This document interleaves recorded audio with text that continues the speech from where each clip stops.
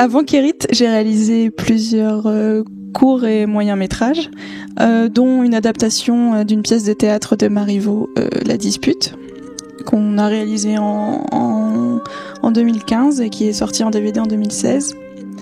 À ce moment-là, pendant le montage de La Dispute, j'avais déjà en tête de faire un film qui se passe dans un univers médiéval fantasmé.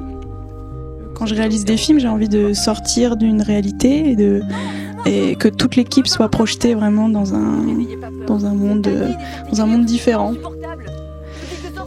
Et puis après, l'envie d'une web-série parce que je trouvais ça génial ce qui se passait sur Internet, le fait de pas avoir un format prédéterminé en fait. C'était qu'on n'ait pas à choisir entre un long et un court métrage et qu'on n'ait pas à respecter des durées de séries télé et que du coup la web-série ça permet de faire ce qu'on veut en fait. On peut faire des épisodes de 10 à 50 minutes, on peut partir on peut faire des petits courts-métrages annexes et puis voilà, j'avais envie que la série soit accessible à tous gratuitement et tout le temps. Voilà. Et donc j'ai reçu, je crois, un SMS disait ou un mail, je sais plus, me demandant si je voulais bien essayer de me faire caster, on va dire ça comme ça, même s'il n'y a pas vraiment eu de casting, mais et donc elle m'a... Oui, c'était un mail, ouais. Et donc dans le mail, il y avait la présentation de mon personnage, Aleka. Il y avait aussi la présentation il y avait des photos, je crois, et un magnifique petit teaser qui m'avait vraiment plu. Donc moi, ça m'a intriguée et oui, j'avais déjà eu une toute petite expérience cinématographique, mais vraiment une apparition. Donc là, je me disais peut-être faire un peu de texte. Ça serait sympa. Et puis voilà, je me suis lancée sans trop savoir où j'allais. Vraiment, je connaissais pas vraiment ni les textes que je n'avais jamais lus. Mais le côté sorcière, j'avoue que ça m'a bien plu. Donc sorcière fée, vraiment un personnage très inspirant. Donc je suis tombée un peu dans un monde qui est totalement étranger du mien et ça, j'adore. C'est une belle chance pour moi. J'ai accepté de jouer dans le film parce que ça fait 2 ans que tous les ans j'ai un tournage avec Isée et que j'avais envie d'être dans celui d'après, donc ça me paraissait évident de dire oui. 4 ans. Ah ouais, 4 ans. C'est dingue. Donc voilà. Du coup, j'avais pas trop besoin d'avoir 10 000 informations sur le film pour dire oui, quoi. D'ailleurs, je pense que la première fois qu'on en a parlé, juste rapidement, je t'ai dit oui sans scénario, sans rien, enfin... Voilà, c'est la fidélité.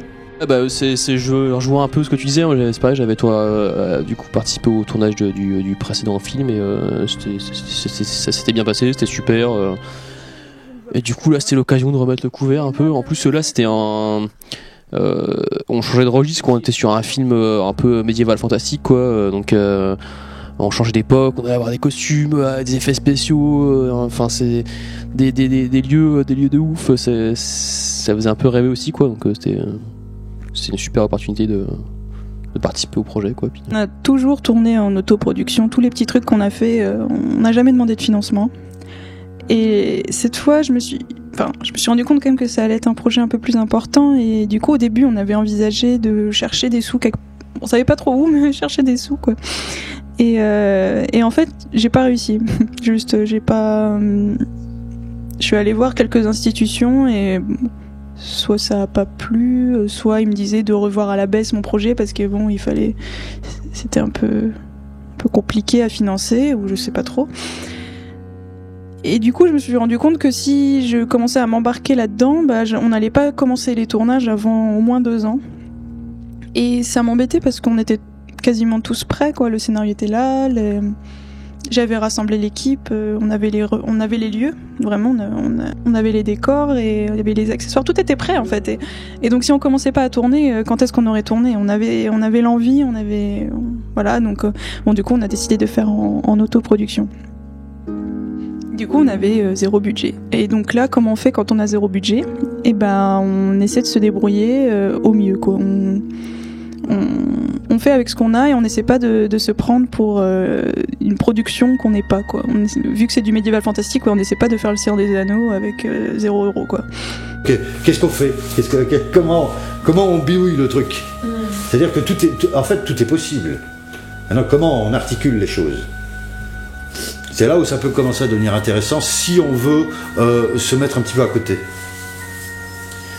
En bidouillant et en s'arrangeant pour faire autre chose que ce qu'on nous donne à voir. Bon, en fait, c'est un peu dans la lignée, moi, de ce que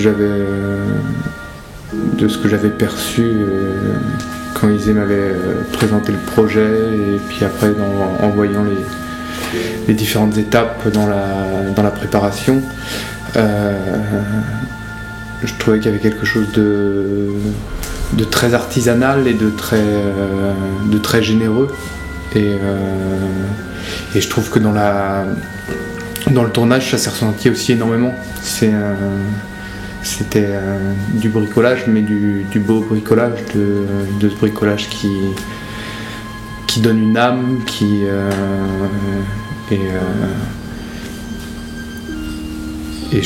et c'était vraiment palpable pendant le tournage, et je trouve que c'est également palpable en voyant la série.